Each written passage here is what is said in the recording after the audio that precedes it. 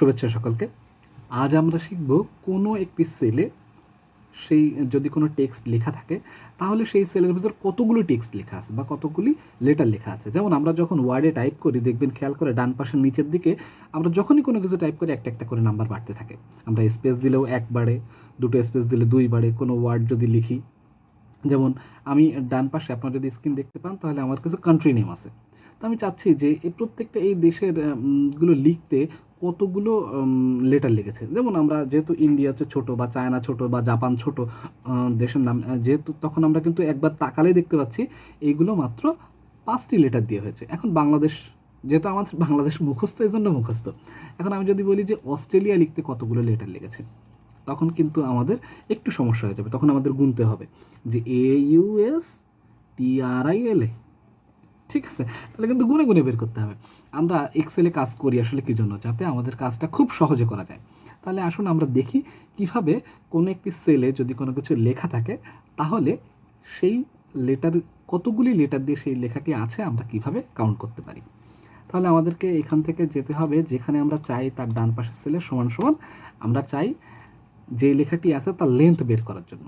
তাহলে LENGTH এটা হচ্ছে লেন্থ। তা আমরা হচ্ছে শুধু LEN ব্যবহার করলেই আমাদের এক্সেলে একটা সূত্র আছে এবং সেটা বলেছে যে আপনি কোন টেক্সটটিকে চাচ্ছেন। আমি চাই বাংলাদেশ, ব্র্যাকেট ক্লোজ বা ক্লোজ প্যারেন্থেসিস, এন্টার দিই। দেখুন আমাদের কিন্তু এখানে অক্ষর দেখিয়ে দিয়েছে 1 2 3 4 5 6 7 8 9 10। বাংলাদেশে এইখানে যেখানে লেখা আছে আমি 10টা ডিলিট করে দেখি। 1 2 3 4 5 6 7 8 9 10। ঠিক আছে? তাহলে কিন্তু খুব সহজেই আমরা কোনো একটি টেক্সটের কতগুলি লেন্থ বা কতগুলি লেটার লিখতে লেগেছে তাহলে কিন্তু আমরা খুব সহজেই বের করতে পারবো। আমরা একই রকমভাবে যেমন এখানে সূত্র লিখে ব্যবহার করেছি, আবার আমরা ফর্মুলা ট্যাব থেকেও করতে পারবো।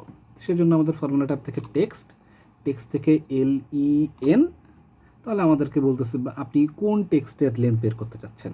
আমরা চাই এটা B7।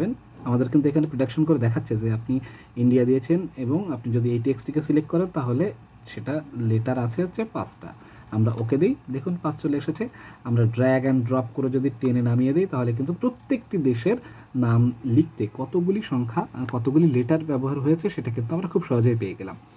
আমি যদি এখানে লিখি মাই নেম ইজ RAJ, দেখুন এখন কিন্তু 15টি চলে এসেছে। আমি এখানে একটু ফুল স্টপ দিয়েছিলাম, ফুল স্টপটা যদি ডিলিট করে দিই তাহলে এখন যেহেতু 15টা আছে, যেহেতু একটা ফুল স্টপ ডিলিট করে দিলাম তাহলে এখন কত আসবে 14। দেখুন সেটি কিন্তু অটোমেটিকলি চলে এসেছে। আমি এবার আমার না পুরো নাম লিখি RAJIBSHAHANI। রাজীবে আছে 5টি, একটি স্পেস দিয়েছি। শাহানিতে আছে 7টি, তাহলে হচ্ছে 5 7 5 12 আর 1 13। দেখুন 13 আমাদের এখানে কিন্তু চলে এসেছে।